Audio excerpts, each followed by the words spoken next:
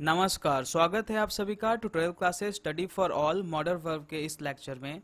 और last lecture में हमने मे, माइट, उसी तरीके से विल, वुड, हमने कैन का भी यूज देख लिया है, कुड का भी यूज देख लिया है। आज हम लोग देखेंगे शैल, शुड हैव का यूज। बहुत ही इंपॉर्टेंट है एग्जाम के लिए भी और बोलने के पर्पज से तो है ही। मॉडल में अक्सर जब आप लोग बोलते हो या किसी से सुनते भी हो तो कभी वो कुड यूज कर देता है, कभी वुड यूज कर देता है, कभी शुड यूज कर देता है। क्यों यूज करता है वही चीज हम लोग मॉडल वर्ब में सीखते हैं। ये मूड को भी बताता है, इसीलिए बहुत इंपॉर्टेंट हो जाता है। वर्ब में हमने transitive verb, intransitive verb, person and number, the infinitive, bare infinitive, gerund, participle, auxiliary verb में मॉडल वर्ब अभी हम कर रहे हैं और इसके बाद कॉजेटिव वर्ब को फिनिश करेंगे। इसके बाद हम लोग टेंस शुरू करेंगे, लेकिन इससे पहले हम लोग 400 टू 500 क्वेश्चन की प्रैक्टिस करेंगे, जिसमें कि वर्ब, नाउन और प्रोनाउन से रिलेटेड होगा, जो हम लोग पढ़ चुके हैं और ये मिक्स होगा। इसका फायदा ये होगा कि एग्जाम में आपको ना वर्ब से आने वाला है ना नाउन से, प्रोनाउन से, मिक्स आएगा। तो वो थिंकिंग आ जाएगी कि हाँ किस तरीके से मुझे क्वेश्चन को देखना है, एनालाइज करना है, राइट आंसर पे टिक मारने के लिए। मॉडल वर्ब क्या होता है? Modals expresses meaning such as permission, possibility, ability and necessity.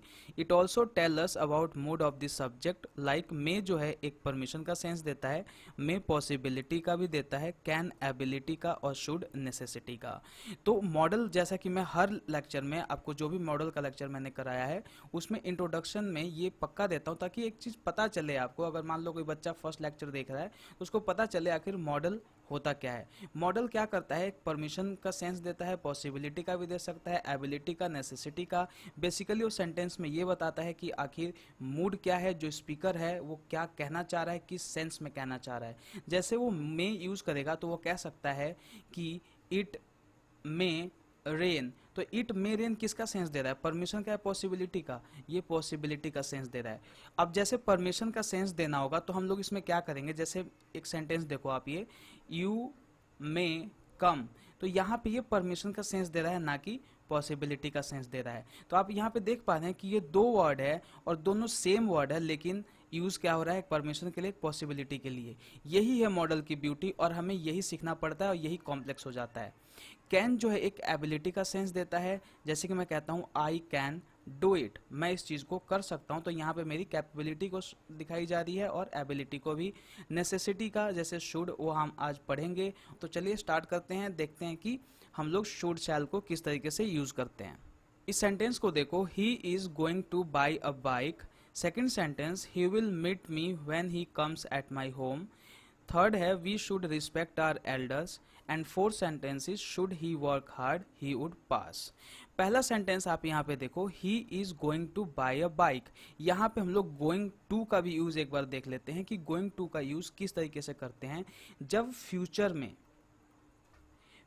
में जब प्लानिंग की बात हो कि कल मैं ये करने जा रहा हूं, तो विल का यूज ना करके गोइंग का यूज करना चाहिए। जैसे कि आपने अक्सर न्यूज में सुना होगा कि PM is going to attend meeting. ठीक है, तो यहाँ पे पीएम का कुछ प्लानिंग होता है कि कल उनके साथ जो मीटिंग होगी क्या होगा। तो जहाँ भी प्लानिंग का सेंस हो, गोइंग टू का यूज करोगे, ना कि विल का। ही is going to buy a bike, तो वह एक बाइक खरीदने जा रहा है।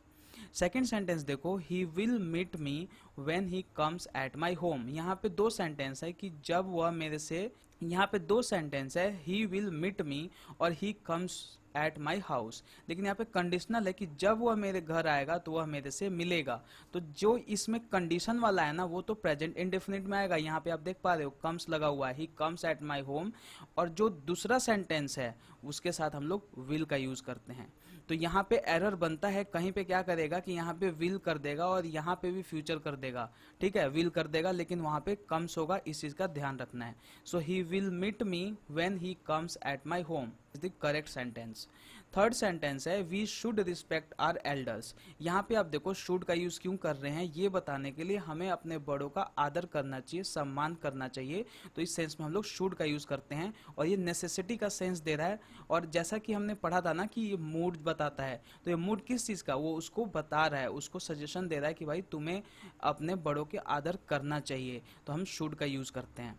फोर्थ सेंटेंस देखो should he work hard he would पास। तो अब देखो, अब यहाँ पे शुड चाहिए का सेंस ना देकर ये अगर का सेंस दे रहा है, just like if he work hard he would पास। लेकिन कभी शुड भी आ जाए तो आप समझ जाना कि ये एक कंडीशनल वर्ड है और यहाँ कोई एरर नहीं है। एग्जाम में ये बहुत आता है, तो इस चीज को आप सीख लो। Should he work hard he would pass, इसका सेंस बनेगा अगर वह मेहनत करता है तो परीक्षा में उत्तीर्ण हो जाएगा। तो यहाँ पे शुड किसका सेंस दे रहा है, ये अगर का सेंस दे रहा है, इफ का सेंस दे रहा है, कंडीशनल एक वर्ड है। You shall join us, shall I join your group, you should have gone to doctor clinic. और फोर्थ सेंटेंस है he should be at school now. अब यहाँ पे देखो यू शैल ज्वाइन अस और यहाँ शैल आई ज्वाइन योर ग्रुप। तो you shall के साथ कब आपने अक्सर सुना होगा कि आई और वी के साथ हम लोग शैल यूज करते हैं, लेकिन यू के साथ भी आप शैल का यूज कर सकते हैं, ही के साथ भी यूज कर सकते हैं, दे के साथ भी यूज कर सकते हैं।